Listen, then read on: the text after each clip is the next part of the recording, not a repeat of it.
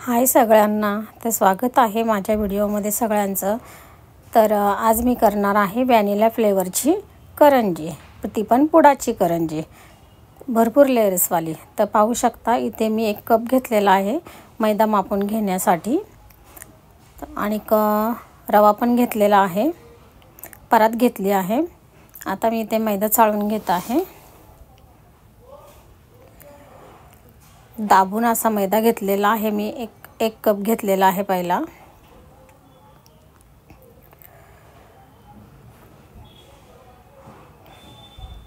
तुम्हाला किती करायचे त्या अंदाजाने तुम्ही मैदा घेऊ शकता।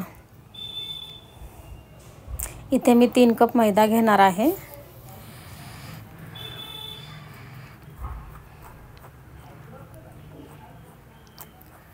भरपूर लेयर्सवाली खुसखुशीत अशी होणारी करंजी। तर इथे आपला 2 कप मैदा चाळून झाला आहे।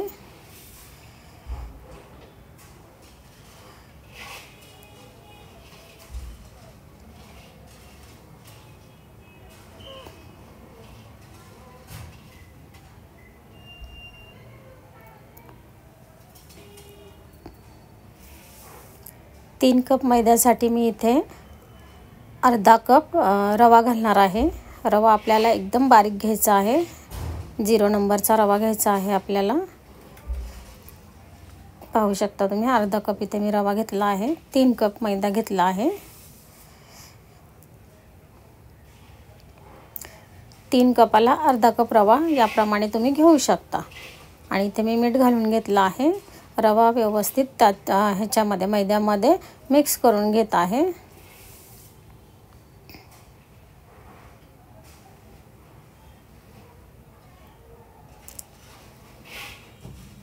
इथे मी साजूक तूप गरम करून घेतलेला आहे, पाहू शकता तुम्ही।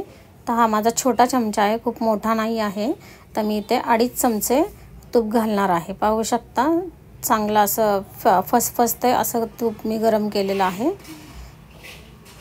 तर इथे मी 2.5 चमचे तूप घालून घेतलेलं आहे। लगेच त्यात हात घालायचा नाही आहे, कारण खूप जोरात चटका बसतो, त्यामुळे चमच्याने पहिले सगळं मिक्स करून घ्यायचं आहे, म्हणजे आपल्याला पिठामध्ये हात घालता येतो। एकदम घातला तर चटका बसतो। तर इथे मी सगळं तूप व्यवस्थित पिठामध्ये मिक्स करून घेतलं आहे। आता हाताने मी व्यवस्थित ते मिक्स करून घेत आहे। सगळ्या पिठाला तूप लागलं पाहिजे। मैदा हातावर घेऊन असा चोळून घ्यायचा आहे, म्हणजे सगळीकडे तूप व्यवस्थित लागले जाते।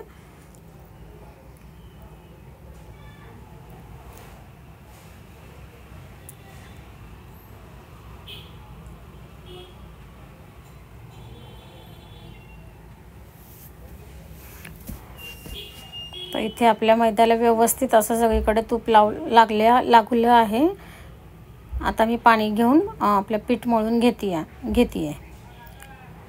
तर पीठ आपल्याला खूप जास्त घट्ट पण नाही मळायचं आणि खूप पातळ पण नाही मळायचं, आणि जसं लागेल तसं आपल्याला पाणी थोडं थोडं घेऊन पीठ मळायचं आहे। पाहू शकता तुम्ही, 1 कप पाणी आपल्याला इनफ होते। तरी सुद्धा पहा, कोणाला थोडंसं जास्त लागू शकते किंवा कमी पण लागू शकते।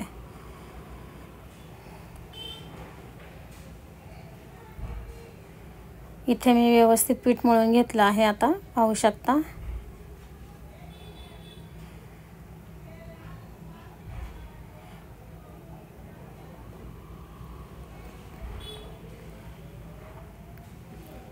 आता मी पिठाचा गोळा करून घेते व्यवस्थित।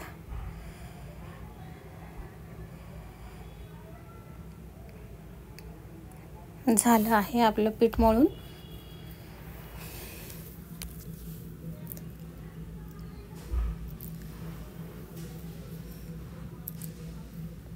आता 20 मिनिटासाठी मी ते पीठ झाकून ठेवते आहे, म्हणजे छान भिजेल। आणि इथे मी कस्टर्ड पावडर घेतली आहे व्हॅनिला फ्लेवरची।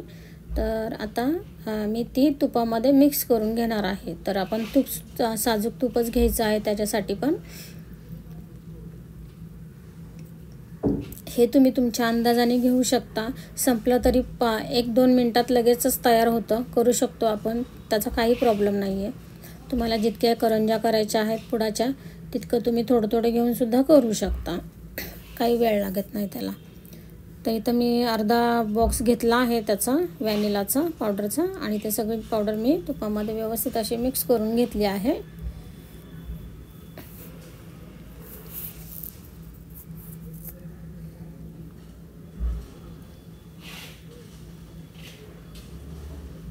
पावडर व्यवस्थित मिक्स झाली आहे. आता इथे मी पोलपट लाटणं घेतलं आहे.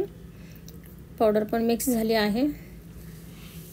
करंजीला लावण्यासाठी मी थोडीशी पिठी घेतली आहे, आणि इथं आपलं पीठसुद्धा छान असं भिजलं आहे. 20 मिनटं त्याला मी झाकून ठेवलं होतं. व्यवस्थित मळून घेतलं आहे मी ते. पाहू शकता व्यवस्थित एकदम भिजलं आहे पीठ छान. आता त्याचे मी छोटे छोटे 5 गोळे करून घेत आहे. छोटे म्हणजे लिंबाच्या आकाराचे मी गोळे करून घेत आहे. असे मी 5 गोळे करून घेत आहे.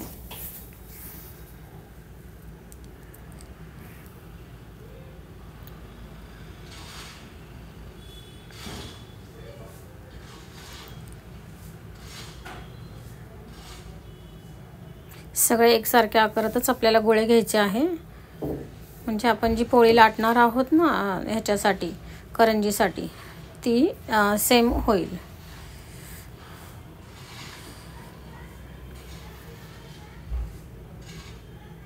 तर इथं आपले 5 गोळे तयार झालेले आहेत. आता मी ते लाटून घेते.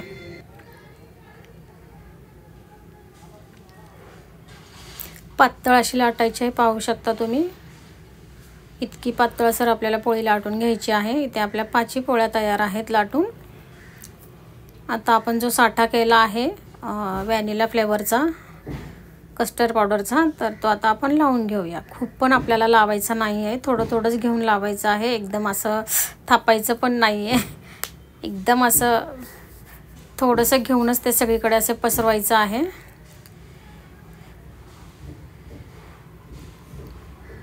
पाहू शकता तुम्ही असं ह्या पद्धतीने लावून घ्यायचं आहे. आता त्याच्यावरती मी दुसरी पोळी घालून घेत आहे. असंच करून तुम्हाला सगळ्या 5 पोळ्यांना लावून घ्यायचं आहे.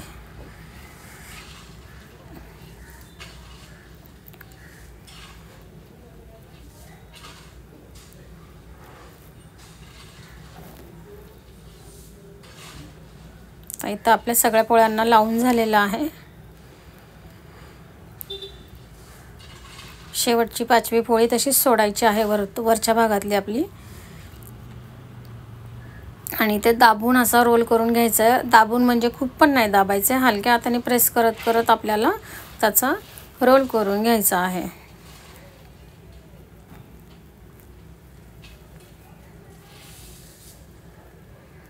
रोल झाल्यावरती व्यवस्थित आपल्याला थोडासा असा प्रेस करून करून हे करून घ्यायचं आहे, म्हणजे सुटणार नाही, आपल्याला लाटताना सुटणार नाही. आणि आपल्याला इथे आता कट मारायचे आहेत. मग सुरी घेतली आहे. आपल्या अंदाजाने आपण ते कट करून घ्यायचे आहेत. जसं तुम्ही करंजी छोटी करणार आहे मोठी करणार आहे त्या हिशोबाने तुम्ही कट करू शकता.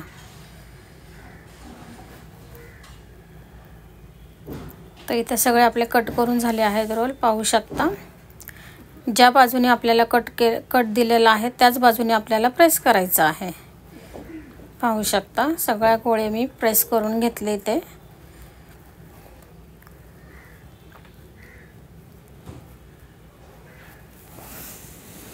आणि ज्या साईडने आपण प्रेस केला आहे पाहू शकता त्याच साईडने आपल्याला लाटायचं आहे, म्हणजे कट आणि प्रेस त्याच साईडने आपल्याला लाटायचं आहे. हे लक्षात ठेवायचं आहे, नाहीतर तुमच्या करंजीला लेयर्स येणार नाही. आणि आपल्याला छोटीशी पुरीसारखी पोळी लाटून घ्यायची आहे, एकदम छोटी, आणि खूप पातळ करायची नाही आहे, मध्यमच लाटायची आहे. पाहू शकता आता माझी लाटून झाली आहे. मी त्यात सारण भरून घेते. 2 चमचे सारण, म्हणजे तुम्ही तुमच्या हिशोबाने भरू शकता. जेवढं तुम्ही लाटली आहे पुरी तेवढं किती बसते त्या हिशोबाने तुम्ही भरू शकता.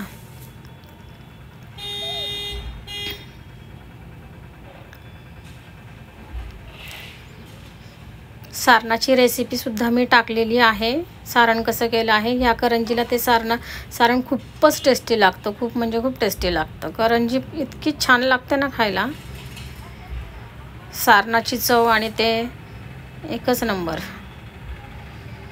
इथे व्यवस्थित प्रेस करून घ्यायचे, कारण आपली करंजी तेलामध्ये सुटली नाही पाहिजे, म्हणून व्यवस्थित असं प्रेस करून घ्यायचं आहे.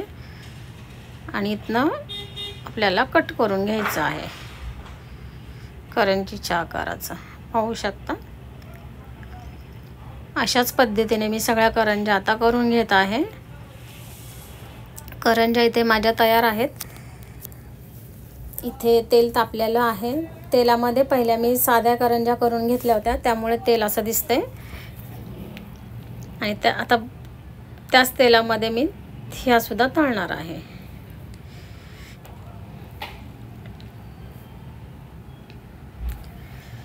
तेल चांगलं तापून घ्यायचं आहे आणि मग गॅस आपल्याला मध्यम ठेवायचा आहे.